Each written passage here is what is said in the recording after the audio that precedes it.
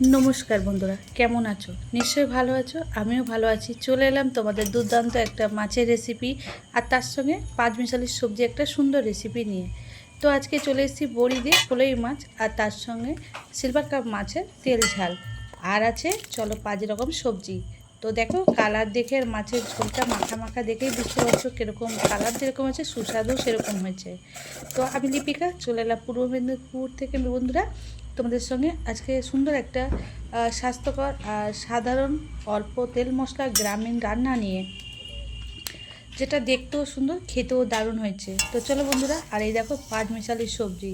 তো সবজিতে কী কী দিয়েছি তো চলো, কালারটা দেখে বুঝতে পারছো কত সুন্দর হয়েছে, খেতেও কিন্তু দারুণ হয়েছে। যেরকম তার স্বাদ হয়েছে সেরকম তার টেস্ট। আমার আজকে রান্নার দুটো রেসিপি যদি তোমাদের ভালো লাগে বন্ধুরা, অবশ্যই লাইক কমেন্ট শেয়ার করতে ভুলো না। আর আমার চ্যানেলে তোমরা যদি নতুন হয়ে থাকো অবশ্যই এরকম গ্রামীণ রান্না দেখতে হলে সাধারণত সাবস্ক্রাইব করে পাশে থেকেও বেল আইকনটি অন করে দিও। দেখতে পাচ্ছ ফলই মাছ নিয়ে নিয়েছি বন্ধুরা, আর তার মধ্যে নুন হলুদ মাখিয়ে নিয়েছি, কারণ মাছগুলো আগে থেকে ধুয়ে রেখেছিলাম। আর তার মধ্যে কিছু আছে সিলভার কাপ মাছ। তো ভালো করে এবার নুন হলুদ মাছগুলোকে মাখিয়ে নিচ্ছি, তোমরা দেখতে পাচ্ছ। এবার তার মধ্যে এবার মাছগুলোকে ভাজবো চলো।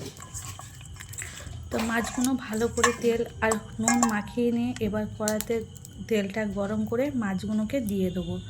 ফলই মাছগুলো একটু আঁশ নেই, দেখো এমন সুন্দর করে ঘষে ঘষে মাছগুলোকে আমি পরিষ্কার করেছি। অবশ্য ফুল ভিডিও দেখাতে পারিনি, আজকে সব কেটে কুটেই তোমাদের সঙ্গে রান্নার রেসিপিটা করতে চলে এলাম। তো কড়ার গরম তেল একটু বেশি করে দিয়েছি, তার জন্যে কেন দিয়েছি অবশ্য ভিডিওটা দেখতে থাকো স্কিপ না করে, তো বুঝতে পারবে কেন আমি তেলটা একটু বেশি দিলাম। আর মাছটাও মচমচ করে ভেজে তুলে নেবো। আর দেখো মাছটা আমার এপিট ভাজা হয়ে গেছে, ওপিটও আমি করে নিলাম। এবার আমি মাছগুলোকে নামিয়ে নেবো। মাছগুলো যেহেতু ভাজা হয়ে গেছে মাছগুলোকে নামিয়ে নেবো।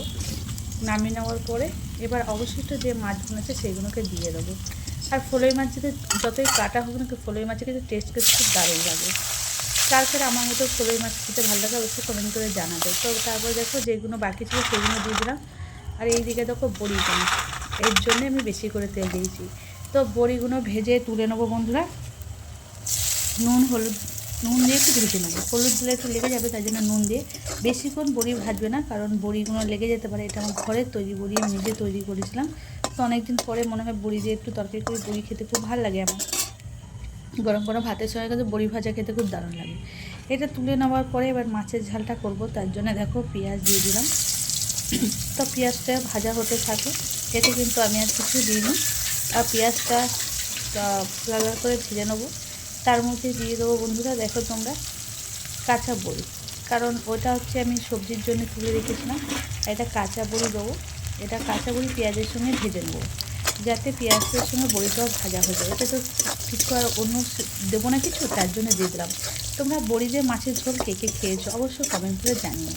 তো দেখো পেঁয়াজ আর বড়ি ভাজা হয়ে গেল, কিন্তু পেঁয়াজটাকে আগে কিছুটা ভেজে নেবে, তারপর বড়িটা দেবে, কারণ বড়ির সঙ্গে সঙ্গে দিলে ভাজা হয়ে যাবে। তো তার জন্যে এদিকে দেখো পেঁয়াজ আর বড়িটা ভাজা হয়ে গেলে এবার বেটে রেখেছিলাম আমি আদা রসুন আর শুকনো লঙ্কা, এইটা বেটে রেখেছিলাম আমি। এবার এটাকে ভালো করে বড়ির সঙ্গে পেঁয়াজের সঙ্গে ভালো করে মিশিয়ে নেবো। আর যেহেতু কাঁচা মশলার গন্ধ চলে যায় সেই দিকেও লক্ষ্য রাখতে হবে। গন্ধটা একটা সুন্দর স্মেল এলে তারপর নুন আর হলুদ আর জিরে গুঁড়ো দিলাম। তোমরা ধনে গুঁড়ো দিতে পারো, আর ধনে গুঁড়ো আমি দিইনি, আমি যেহেতু জ্যান্ত মাছ ছিল তার জন্য ধনে পাতা দেবো বলে ধনে গুঁড়োটা দিলাম, তোমরা দিতে পারো। তো এবার নুন হলুদ দিয়ে ভালো করে মশলাটা আর একটু ভালো করে কষে নিলাম। কষে নেওয়ার পরে এবার যতক্ষণ না তেল বেড়ে মশলাটাকে একটু ভালো করে কষে এবার জল দিয়ে দেবো। বড়ি কিন্তু অনেকটা ভেঙে যায়, খুব সাধারণভাবে নাড়বে, যাতে আমার বড়িগুলো কিন্তু প্রত্যেকটাই গোটা গোটা রয়েছে, দেখতে পাচ্ছ তোমরা। এবার মশলাটাকে তেলও ছেড়ে গেছে। এবার তোমরা বড়ি দিয়ে যদি মাছের ঝাল বা ঝোল না খেলে অবশ্যই করে দেখো, খুব দারুণ লাগে। তো দেখো এবার জল দিয়ে দেবো, জল দেওয়ার জলটা ফোটার অপেক্ষায় থাকবে। কালারটা দেখো বন্ধু সত্যি খুব সুন্দর কালার এসছে। তো এবার দেখো এবার আমি জল যখন ফুটে উঠলো এবার আমি মাছগুলোকে দিয়ে দেবো এক এক করে। ফলই মাছ আর সিলভার কাপ মাছ আমি দুটোই মাছই দিয়ে দেবো এর মধ্যে। দিয়ে এবার একটু 2-3 মিনিট ফুটিয়ে নামিয়ে নেবো। গাছ থেকে পাহাড়ি ধনে পাতা তুলে নিয়ে এসেছি, সেটা এর মধ্যে দিয়ে দেবো, দিয়ে আর আমি এটা তুলে নেবো। তো ফলই মাছগুলো খেতে কিন্তু দারুণ লাগে আমার, জানো তো। তো আজকে মাছের ঝালটা তোমাদের কেমন লাগলো বন্ধু অবশ্যই বলো। এই দেখো পাখির ধনেপাতা দিয়ে, ধনেপাতার গন্ধটা কিন্তু খুব দারুণ লাগে। এটা সবসময় আমাদের বাড়িতে লাগানো থাকে। তো আর অন্য ধনেপাতাগুলো মরে গেছে, তার জন্য এবার আমি নামিয়ে দেবো। দেখো বন্ধুরা, এইটা কিন্তু বড় কী মাছ বলো তো, অবশ্যই কমেন্ট করে। আমি তো বলে সিলভার কাপ মাছ, আর এই দেখো ফলই মাছ। এবার বড়িতে কিন্তু ঝোল টেনে নেয়, তোমরা কিন্তু তোমাদের মতন দেখে শুনেই রাখবে, ওরা একটু ঝোল ঝোল রাখবে। আমি একদম মাখা মাখা তেল ঝাল করে বলে শুনো শুনো করেছি। তারপরে পাঁচ মিশালি সবজি, আমি শুকনো লঙ্কা আর পেঁয়াজ দিয়ে দিলাম। এবার দিয়ে আমার কিন্তু এই যে পাঁচ মিশালি সবজিটা এত সুন্দর লাগে তোমাদের কি বলবো। আর এটা জিরে ফোড়ন দিলাম। এটা হচ্ছে এর মধ্যে কী কী আছে তোমাদের দেখাচ্ছি। এর মধ্যে আছে বিট, গাজর, আলু, ক্যাপসিকাম, এই দিয়ে নানা রকম সবজি দিয়ে একটা মিক্স সবজি। আমার কিন্তু দারুণ লাগে। একটু জল দিয়ে দেবে কষতে কষতে, এবার নুন আর হলুদ, আর কিচ্ছু না। আমি বলি না বন্ধুরা, আমার রান্না কোনো অতিরিক্ত কিছু দেখতে পারবে না, খুব কম মশলাই আমি রান্নাটা করি সবসময়। চেষ্টা করি তোমাদের সঙ্গে স্বাস্থ্যকর রান্না তোমাদের দেখাবার জন্য। তো দেখো মোটামুটি আমার ভালো করে কষানো হয়ে গেছে। এই দেখো কত সুন্দর বসা বসা। এবারে আমি বড়ি দিয়ে দেবো। বড়িতে যা লাগছে না কি বলবো, অবশ্য না করে খেয়ে থাকলে অবশ্য করে দেখো। পাঁচমিশালি বড়িতে কিন্তু দারুণ লাগে। আর এই মিষ্টি বিটের গাজরে একটা মিষ্টি মিষ্টি ভাব রেসিপিটাকে দারুণ করে তুলেছে। আজকে দুটো রেসিপি তোমাদের কেমন লাগলো অবশ্যই কমেন্ট করে জানিও। যদি রেসিপি যদি তোমাদের ভালো লাগে অবশ্যই লাইক কমেন্ট শেয়ার করতে ভুলো না বন্ধুরা।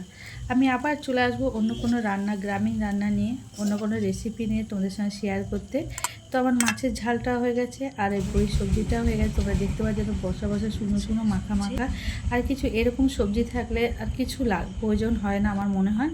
পুরো ভাত আমার থালা থেকে কখন যে শেষ হবে বুঝতে পারবে। দেখো একদম দারুণভাবে বসে গেছে। বড়ি যেহেতু ঝোল টানে, তো কিন্তু এই যে যে বড়ির যেই ঝোল মাখা মাখা, এই যেই তোমরা ভাত কিন্তু ঝোলের প্রয়োজন হবে না। মাখিয়ে খেলে কিন্তু এক থালা ভাত সহজে শেষ হয়ে যাবে, কেউ বুঝতে পারবে না থালা থেকে কখন ভাত শেষ হয়ে গেছে।